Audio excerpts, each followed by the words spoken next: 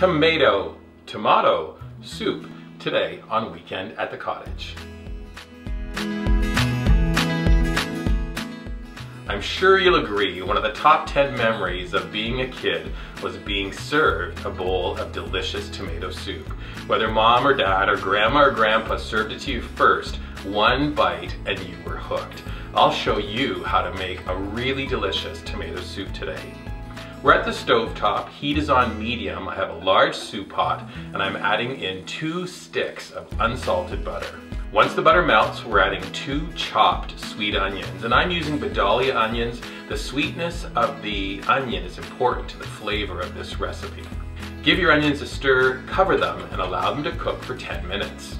Sometimes you see tomato soup recipes where they want you to add some sugar. I say no way. Who needs it? Instead, add chopped carrot and chopped yellow beet. Add the beet, add the carrot, give the pot a stir, cover it, and allow your vegetables to cook for an additional 10 minutes. Now when we take off the lid, we see the onions, the carrot, and the beet have reduced nicely. Now we're going to season our soup. A teaspoon of celery salt. We have a teaspoon and a half of kosher salt, and half a teaspoon of oregano. I don't want this to taste like a tomato sauce, but I think the oregano gives it a really wonderful flavor. Stir in your seasoning, and now take a 1/4 cup of flour, sprinkle that in, give it a stir, and you'll see your pot goes almost like instantly dry. All of that moisture is being soaked up by the flour, so now we need to add a liquid. I'm adding 1 cup of pure vegetable broth. Some recipes suggest using chicken broth. I say forget about it. Let's keep this recipe vegetarian.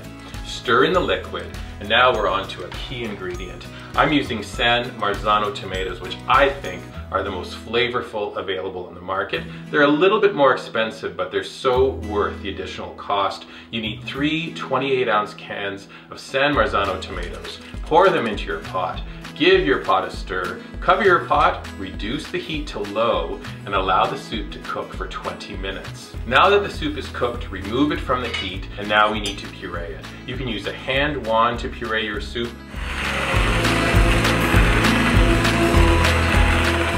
Once your soup is pureed, one final step, I like to add a 1/4 cup of half and half cream. It's optional. If you're adding the cream, stir it into your soup, and then we're ready to serve. A final touch would be a sprinkling of chive on top or a chiffonade of basil. Both are wonderful garnishes. I mean, ultimately, you're gonna want to eat this with something remarkable like grilled cheese, but that's a recipe for another time. I love to serve this soup even in cups if you're having it for lunch. It is so wonderful, and I think you're going to be amazed at how a bowl of deliciousness can come together with such simple steps and a great recipe. Head to Weekend at the Cottage for the full story, additional photos, and tips on how to make this classic soup recipe. Also look for us on your favorite social media feeds: Pinterest, Instagram, Facebook, Twitter. Finally, Weekend at the Cottage on YouTube. Additional videos are there for you to enjoy. If you're watching our videos, give us a thumb up, show us that you like them. Also, drop us some comments when you're watching videos. And also, share those videos with your friends. I'm sure they'll enjoy them as much as you do. Thanks for hanging out today. Come on back and see us again soon. Take care.